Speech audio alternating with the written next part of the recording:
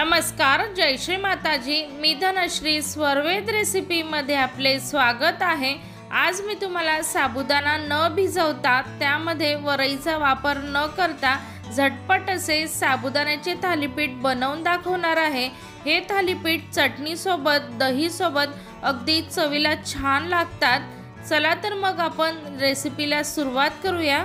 थालीपीठ बनवण्यासाठी 1.5 वाटी मी साबुदाणा घेतलेला आहे। हा साबुदाणा मी या मिक्सी जार मध्ये टाकून घेते।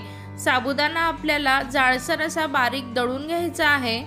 साबुदाणा मी जाडसर असा बारीक दळून घेतलेला आहे। तुम्ही पाहू शकता अशा प्रकारे आपल्याला बारीक दळून घ्यायचा आहे। हा साबुदाणा मी या बाउल मध्ये टाकून घेते। यानंतर यामध्ये मी 1 ग्लास पाणी टाकून घेणार आहे आणि हा साबुदाणा 10 मिनिटे आपण असाच ठेवणार आहोत। मी अजून थोडं पाणी टाकून हा भिजवून घेते। यासाठी थोडं जास्तच पाणी टाकायचं आहे, कारण आपण पाणी टाकलं ते हा साबुदाणा लवकर शोषून घेतो। त्यासाठी थोडं जास्तच पाणी या साबुदाण्यामध्ये टाकायचं आहे। साबुदाणा भिजतो तोपर्यंत आपण चटणी तयार करून घेणार आहोत।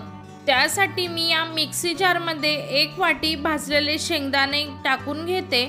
5 हिरव्या मिरच्या घेतल्या आहेत त्या टाकून घेते।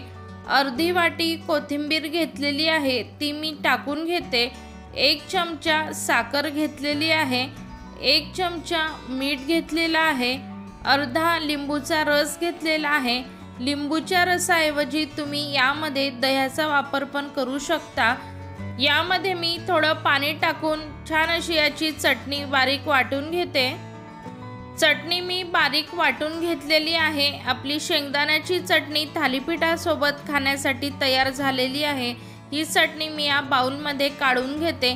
यानंतर आपण जो साबुदाणा भिजत ठेवला होता तो भिजला का बघणार आहोत।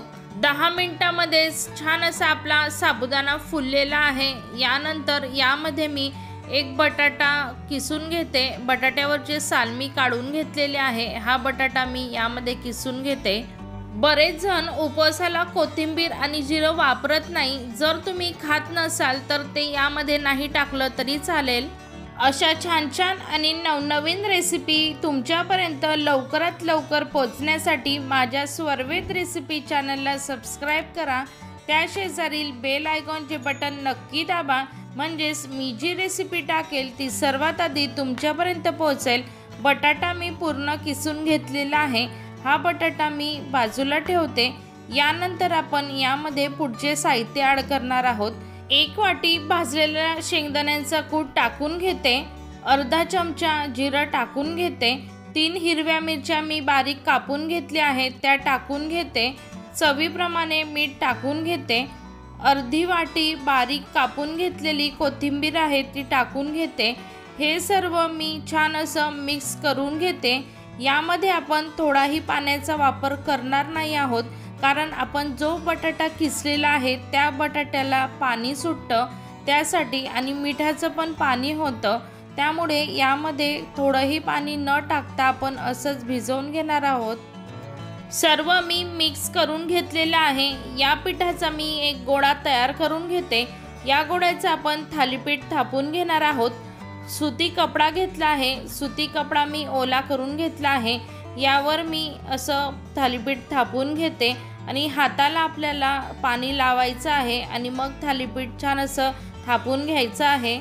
थालीपीठ मी थापून घेतलेलं आहे त्यामध्ये मी होल पाडून घेते, म्हणजेच लवकर आपलं थालीपीठ भाजलं जातं। पॅनवर मी थोडं तेल टाकून घेतलं आहे। त्यावर आपण हे थालीपीठ टाकून छान असं खरपूस भाजून घेणार आहोत। पुन्हा मी या थालीपीठाच्या आजूबाजूला थोडं तेल टाकून घेते आणि झाकण ठेवून हे थालीपीठ मी 2 मिनिटं वाफवून घेणार आहे। 2 मिनिट झालेले आहेत आणि आपलं थालीपीठ छान असं वरच्या बाजूने वाफलं गेलेलं आहे। खालच्या बाजूने छान असं खरपूस भाजलं गेलेलं आहे। वरच्या बाजूने देखील आपण छान असं हे थालीपीठ भाजून घेणार आहोत। दोन्ही बाजूनी थालीपीठ मी छान असं खरपूस भाजून घेतलेलं आहे।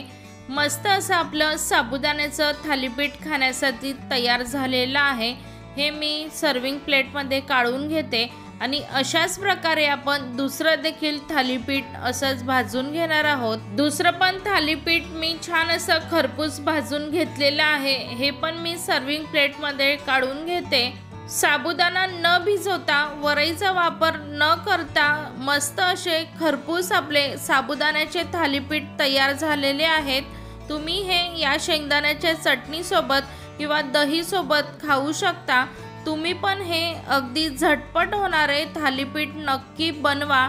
तुमचे थालीपीठ कसे झाले मला कमेंट करून सांगायला विसरू नका। तुम्ही माझा व्हिडिओ बघितल्याबद्दल धन्यवाद। अशाच आपण एका पुढच्या छानशा रेसिपीला भेटणार आहोत। तोपर्यंत बाय बाय, जय श्री माताजी।